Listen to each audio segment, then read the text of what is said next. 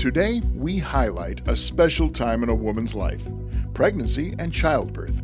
The family gains a healthy new addition. But if there are complications, hospitals need specially trained personnel to intervene quickly. We visited the Women's Center at Pomona Valley Hospital Medical Center to find out the latest developments for making this experience a joyful one. First up, a comprehensive women's center comprises every vital medical need a woman has, including obstetrics, prenatal, and neonatal support. Hopefully, it'll be a nice, easy, uncomplicated delivery. But if you have a high-risk pregnancy or any complications occur, it's a great place to be to have the best outcome. Later, the life-saving role of the newborn intensive care unit. It's an emotional roller coaster ride. There are good days, there's bad days, but most of them are good days. And a look at the training that prepares the medical team to be ready for anything. So when the rare event does take place, everybody knows exactly what to do, and so we have much better outcomes. This week on Innovations in Medicine. Pomona Valley Hospital Medical Center is one of California's largest birthing centers. And with that experience, the care a woman receives is unparalleled. Registered nurse Darlene Scafidi, Vice President of Nursing and Patient Care Services, discusses the importance of a compassionate staff that is able to provide cutting-edge diagnostics and treatment. We're the #2 largest birthing center in the state of California. And even when we look at nationwide, the number of births that we're having every year, somewhere between 6,000 and 8,000 births. And just think about that, how many it is even an hour. And when you do a lot of them, you do it well. And we have all the infrastructure to support that.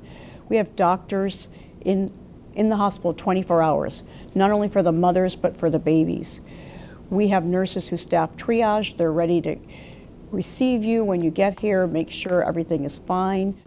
The philosophy at Pomona Valley Hospital Medical Center emphasizes superior support for the needs of women and the community.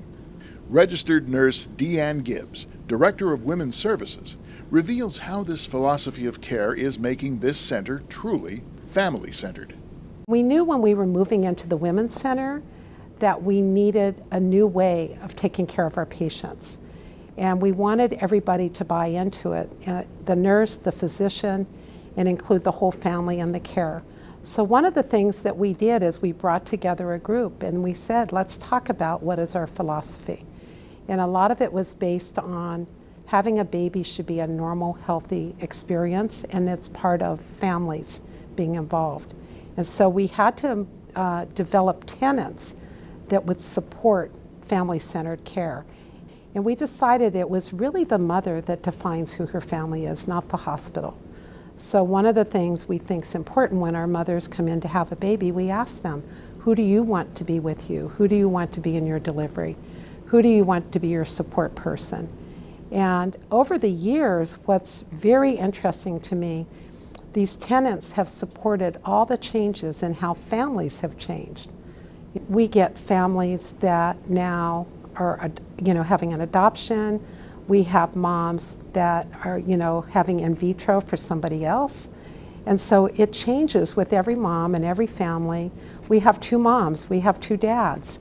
And things we never thought about 26 years ago, and with these guiding principles, we just adjust to that family and their needs.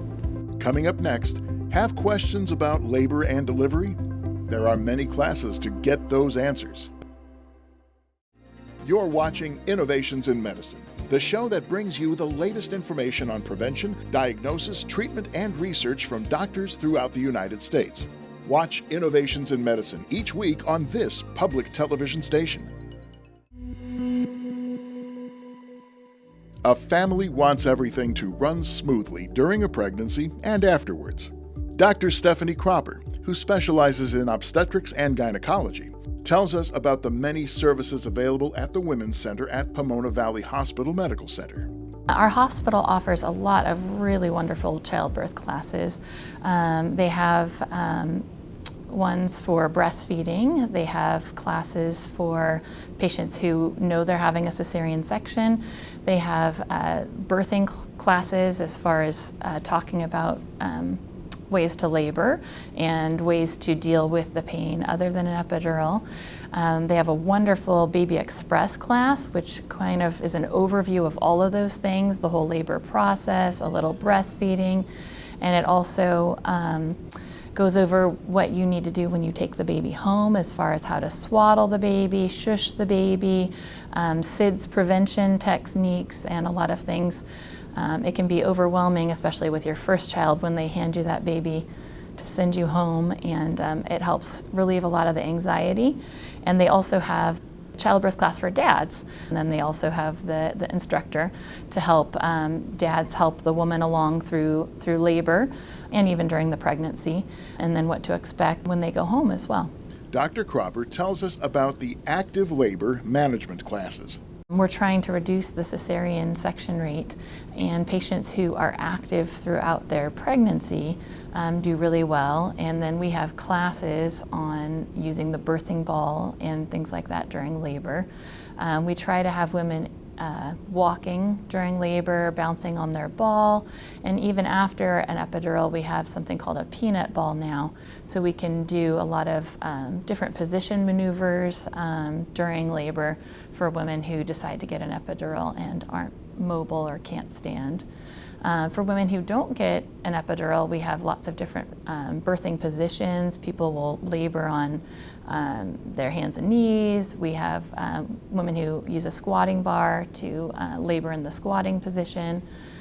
So our nurses are really good at coaching the patients and helping them to stay active during labor to help the labor progress.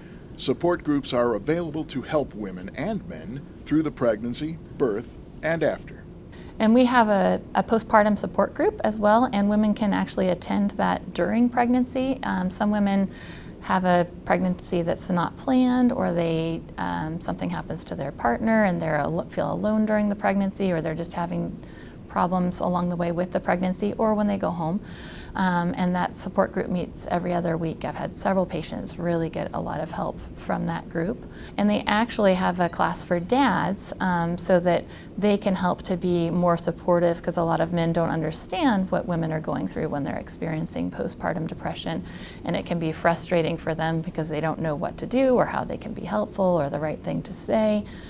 So the hospital offers a lot of wonderful classes like that. And a lot of women they think that breastfeeding will just come naturally, and for a majority of women it does. But our nurses are excellent at helping women while they're in the hospital with the breastfeeding, and we have special certifications as being a breastfeeding friendly hospital. And when women leave the hospital, if they experience problems, they can reach a lactation consultant even when they go home. And that has been really helpful to ease the frustrations that they might experience. Coming up, how a mother can become the healthiest she can be during her pregnancy.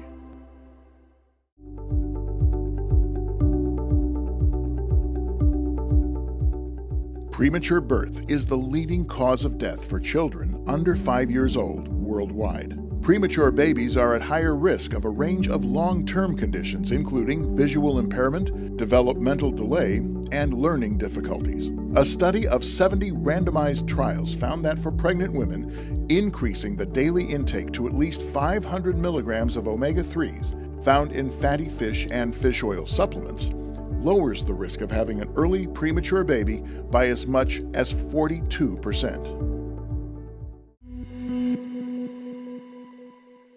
Prenatal care is crucial for the health of the mother and baby.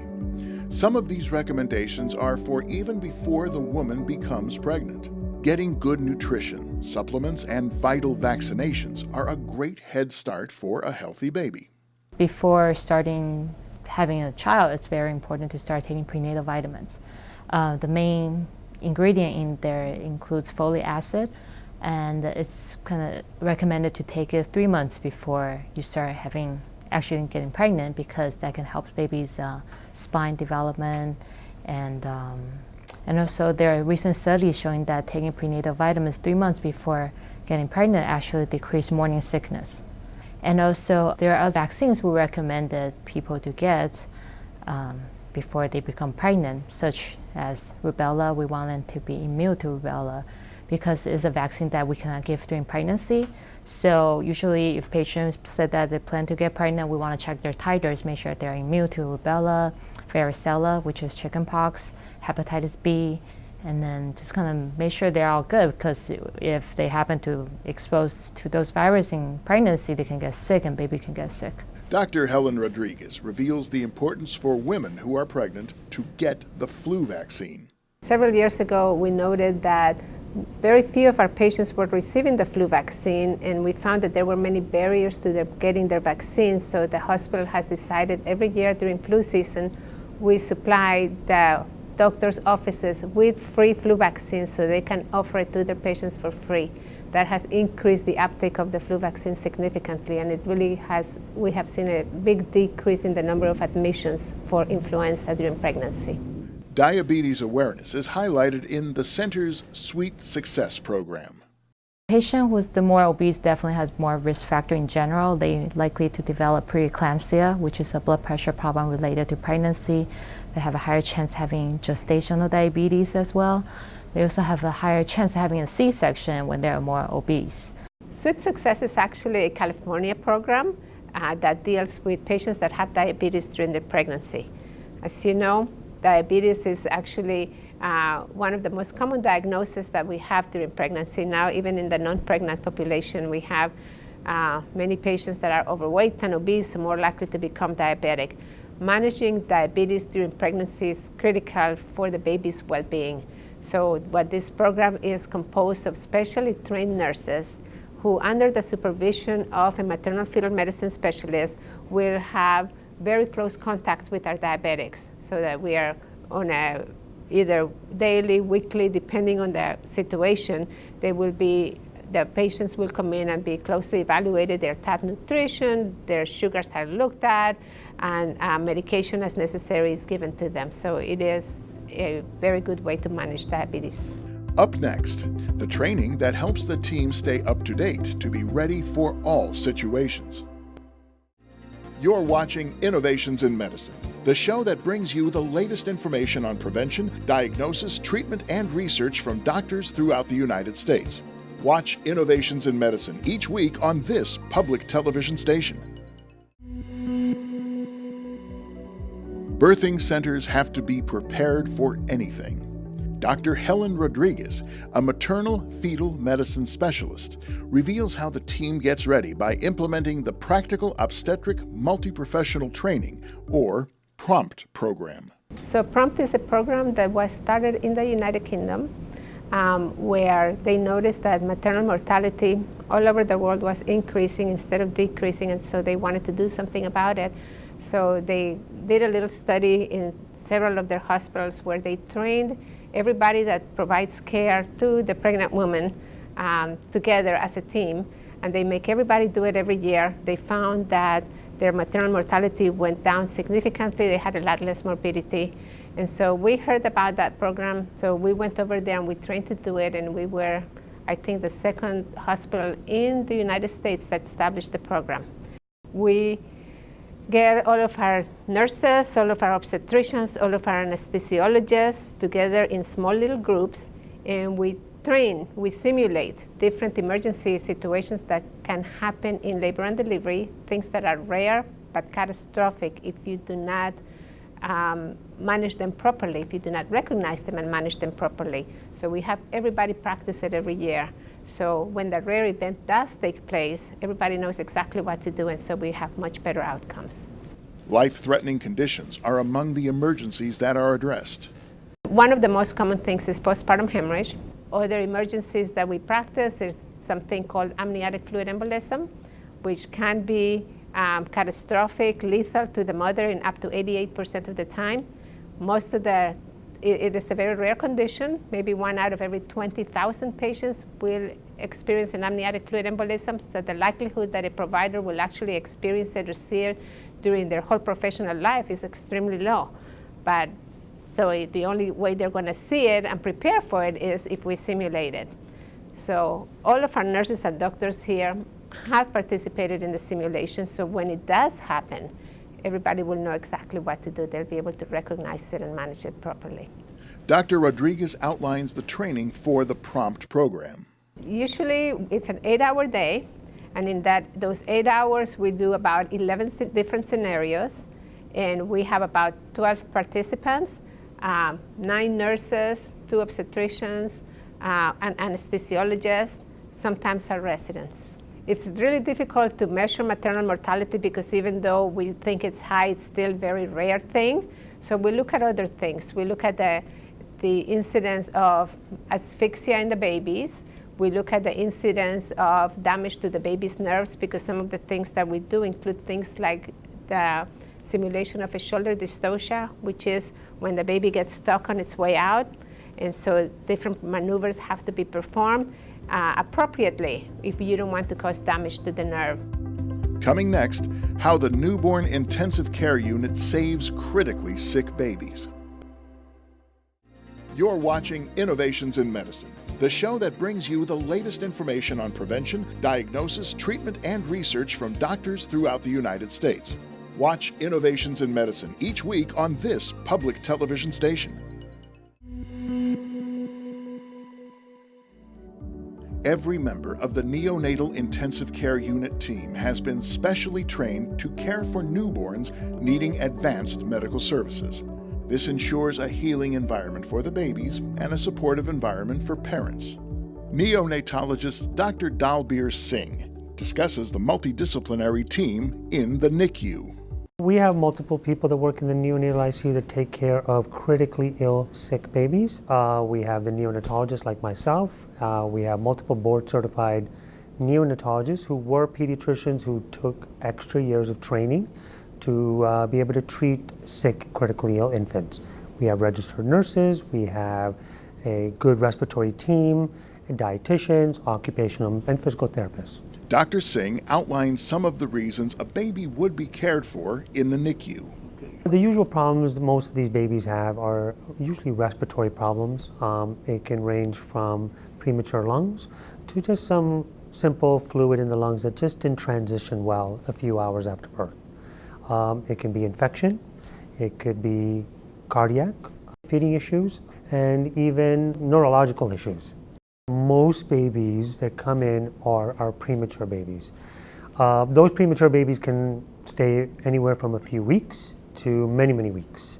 Term babies usually average about 5 to 8 days length of stay, where premature babies less than 32 weeks can stay up to 1 to 2 months. The more premature baby you have, the more complications the baby's going to have. Starting with the lungs, that's mostly the main complication we have to deal with. With our perinatologists, they work very close with the moms. If they are anticipating your baby to come out early, they will give you certain medications to help those lungs mature and to help protect the baby's brain from any further damage down the road. When they get to the NICU, we will give them supplemental oxygen, we will get an X-ray, and we will watch them grow through proper nutrition, through breast milk, through IV, getting protein, carbohydrates, et cetera, and then you really watch them grow, but giving them the proper oxygen, giving them the proper medication, and the proper care hands-on before they go home. I am very proud. Our NICU here is wonderful at Pomona Valley. We have a wonderful multidisciplinary team that work together to get what's the best outcome for the baby. Our length of stay has improved. We're involved in what is called the Vermont Oxford, which is a national data bank where we put in the numbers of length of stay, infection, how much breast milk are we giving, how well are they following up in terms of doing well developmentally in the long run.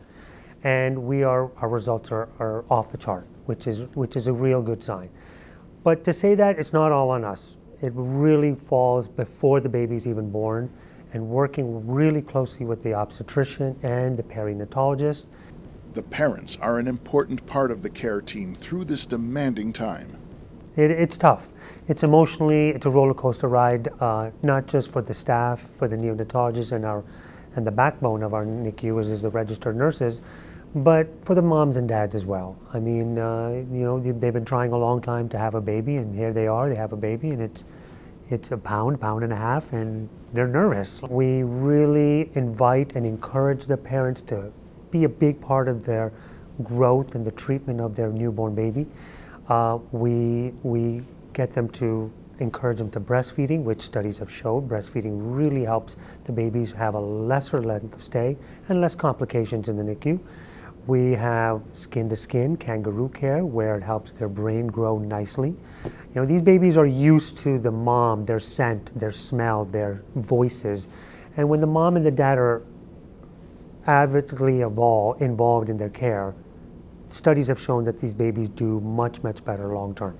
I always tell the parents, when you leave here, you're going to get a certified neonatology degree when your baby finally goes home, because you will know all the terminology, you will know all the complications that your baby's been through, and it's an emotional roller coaster ride. There are good days, there's bad days, but most of them are good days.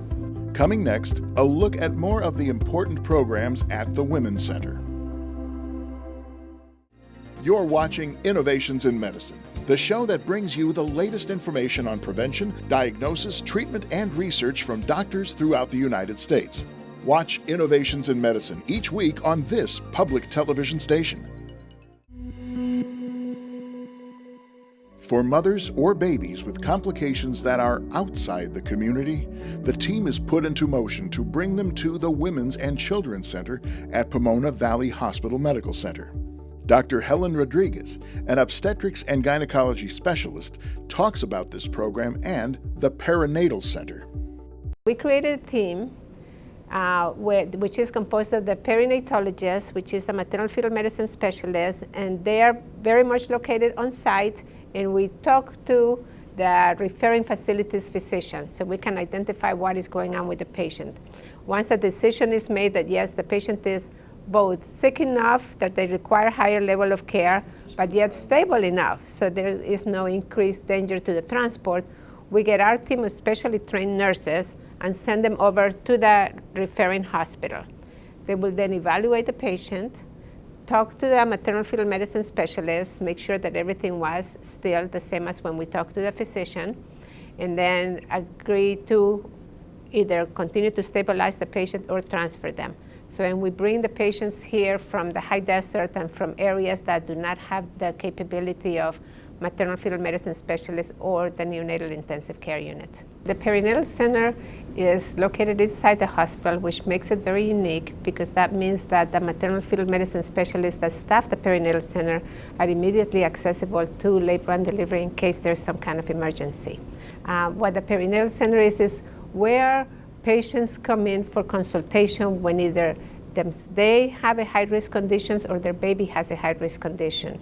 So these patients have their own obstetricians who, when they think that they need some kind of consultation on what is going on with the patient, they will send them to the maternal fetal medicine specialist at the perinatal center for an outline of what the plan for the pregnancy should be. At the perinatal center, we also have it staffed with a genetic counselor, and that allows us to counsel the patients with respect to any family background, prior pregnancies that are complicated with some kind of congenital anomaly. Dr. Rodriguez also discusses the laborist program. The laborist program is when there is an obstetrician that is assigned to be in labor and delivery 24 hours a day, 7 days a week. So if you have an emergency, he's always available. If there's somebody that comes in that does not have an obstetrician on staff, they are available. We were actually one of the first community hospitals in the state to have such a program. And now everybody wants to have it, and people are really looking hard to find doctors that are in the laborist position. Coming up, the continuing improvements to care for women and their babies. You're watching Innovations in Medicine, the show that brings you the latest information on prevention, diagnosis, treatment, and research from doctors throughout the United States. Watch Innovations in Medicine each week on this public television station.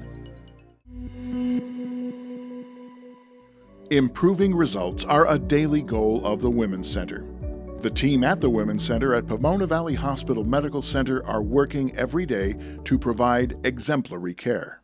Now looking at pregnancy again to be more normal by trying to reduce cesarean section rates.